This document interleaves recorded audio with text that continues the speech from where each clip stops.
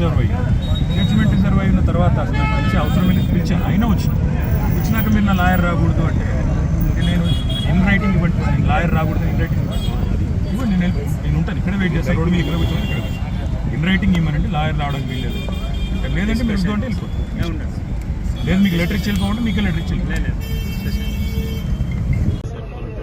వెళ్ళమంటే వెళ్ళిపోతాను మీ ఇష్టం, I have to do this, ఇటు వెళ్ళిపోమంటే ఇటు వెళ్ళిపోతాను మీరు, you have no right to arrest me, I have right to an advocate. ఎవరు చెప్పి ఇన్ రైటింగ్ ఏంటి నాకు పద్ధతి కాదు కదా, మర్యాదగా మీకు కోఆపరేట్ చేస్తుంటే మీరు ఇంతమందిని పెట్టి హడావుడి ఎందుకు చెప్పండి, రైట్ టు అన్ అడ్వకేట్. ఆడ పోయినాక వాళ్ళని చెప్పమని మీరే మీకు చెప్తుంది, ఏసీ యువర్ నాట్ ఏసీపీ, వాళ్ళు ఏసీపీ వాళ్ళు చెప్పనండి నాకు, నేను వాళ్ళని అడుగుతాను కదా, వాళ్ళు చెప్పనండి నాకు, లేదంటే ఇటు వెళ్ళిపోతాను మరి మీ ఇష్టం, ఇట్ యువర్ విష్.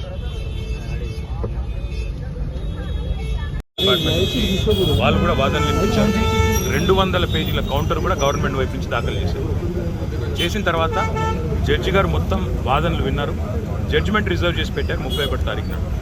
నేను ఏసీబీని ఏం కోరుతా ఉన్నానంటే, అదేవిధంగా గవర్నమెంట్ ఏం కోరుతా ఉన్నానంటే, జడ్జి గారు రిజర్వ్ చేసి పెట్టిన తర్వాత తీర్పుని మనం వెంటనే తొందరపడి, నేను ఎక్కడికి పోయేది లేదు, ఎక్కడికి తప్పించుకునేది లేదు, తొందరపడి మీరు అనవసరంగా ఎందుకు ఈ హడావిడి చేస్తున్నారని అడిగాను.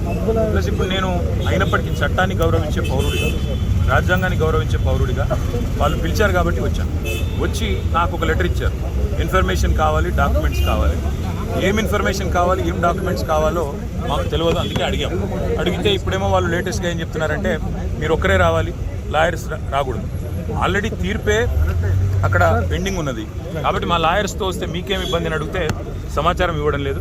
దాంతోపాటు ఇంకా ఏమంటున్నారంటే మీరు ఒక్కరే రావాలి, నాకు ఒక్కరే రావడానికి ఇబ్బంది లేదు, కానీ ఒక పౌరుడిగా నా ప్రాథమిక హక్కులకు కూడా భంగం వాటిల్లకుండా చూసుకోవాల్సిన బాధ్యత నా మీద ఉంటుంది. అందుకే పోలీస్ అధికారులను అడిగాను, ఎక్కడన్నా లిఖితపూర్వకంగా ఉందా నా లాయర్ రాకూడదని, దయచేసి ఉంటే ఇవ్వండి అన్నాను. సో వారు సంప్రదిస్తున్నారు. నేను ఇక్కడ కేవలం ఇవాళ ఏసీబీ ఆఫీస్కి వచ్చి మీకు ఏం ఇన్ఫర్మేషన్ కావాలి, ఇప్పుడు నన్ను వాళ్ళు అడుగుతున్న ఇన్ఫర్మేషన్ మొత్తం గవర్నమెంట్ దగ్గరే ఉంది, నేను తీసుకున్న నిర్ణయం ఏదన్నా ఉంటే అది మినిస్టర్గా తీసుకున్నాను, గవర్నమెంట్గా తీసుకున్నాను.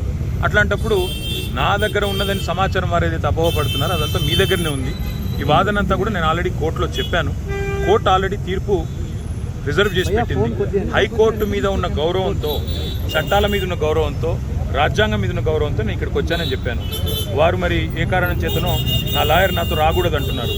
మరి ఒక పౌరుడిగా నాకు నా లాయర్ను వెంటబెట్టుకుని విచారణలో భాగస్వామ్యం చేసే అధికారం నాకుందని నేను అనుకుంటున్నాను, లేదు అని వారు అంటున్నారు. భారత రాజ్యాంగం నడుస్తుందని నేను అనుకుంటున్నా, కాదు రేవంత్ రెడ్డి రాజ్యాంగం మాత్రమే ఇక్కడ నడుస్తుంది తెలంగాణలో వాళ్ళు అంటున్నారు. చూడాలి మరి వాళ్ళు ఏం చెప్తారో దాన్ని. మీరు ముందుగా ఇన్ఫార్మ్ చేశారా అడ్వకేట్స్ బ్రదర్? వాళ్ళు హైకోర్టు తీర్పు రిజర్వ్ చేసిన తర్వాత నిజాన్ని నన్ను పిలవాల్సిన అవసరమే లేదు. హైకోర్టులో చాలా గంటల వాదనలు వాళ్ళు వినిపించారు ఏసీబీ తరఫున. ఇవాళ కొత్తగా మళ్ళీ ఇప్పుడు సాధించేది ఏమి లేదు, చెప్పాల్సింది కూడా చెప్పకుండా ఇక్కడేదో హడావుడి చేసి నిన్న రైతు భరోసా ఎగ్గొట్టారు కాబట్టి రైతు భరోసా నుంచి తప్పించుకోవడానికి 2 రోజులు మీడియాలో ఈ డ్రామా నడపాలని రేవంత్ రెడ్డి గారు అనుకుంటున్నారు. దీనికి మేము బాధపడం. రేవంత్ రెడ్డి గారు ఏమనుకున్నా 15,000 ఇస్తానని చెప్పి 12,000 ఇచ్చిన విషయము ప్రజలకు గుర్తుంది. మీరు ఎన్ని డ్రామాలు చేసినా మాకు ఇంకో సమాచారం కూడా ఉంది. నేను ఇక్కడికి రాగానే కావాలని కేటీఆర్ ఇంటి మీద రైడ్స్ అని చెప్పి అక్కడ రైడ్లు చేయించాలని ఆలోచన చేస్తూ ఉన్నాను. పర్వాలేదు, ఇవన్నీ డ్రామాలు మాకు తెలుసు. మీరు ఎన్ని డ్రామాలు చేసినా రాష్ట్ర ప్రజలకు నేను చేసే విజ్ఞప్తి ఒకటే, 420 హామీలు ఏవైతే రేవంత్ రెడ్డి ప్రభుత్వం ఇచ్చిందో అది అమలు చేసేదాకా కొట్లాడదాం. కేసులు ఎన్ని పెట్టినా, మీడియా మేనేజ్మెంట్ పాలిటిక్స్ ఎన్ని చేసినా భయపడాల్సిన అవసరం లేదు, బాధపడాల్సిన అవసరం లేదు. వాళ్ళు ఎన్ని రైడ్స్ చేసుకున్నా, ఎన్ని డ్రామాలు చేసినా సరిపోతుంది. నా లాయర్లు ఉంటే వాళ్ళకి వచ్చిన ఇబ్బంది ఏంటంటే, నాతో పాటు లాయర్లు ఉంటే నా రైట్స్ ప్రొటెక్ట్ చేయబడతాయి. ఇక్కడ మా పట్నం నరేందర్ రెడ్డి గారిని అరెస్ట్ చేసినప్పుడు ఆయన ఇవ్వని స్టేట్మెంట్ ఇచ్చినట్టుగా పోలీసులు తప్పుడు వార్తలు రాసి మీడియాకి లీక్ చేశారు.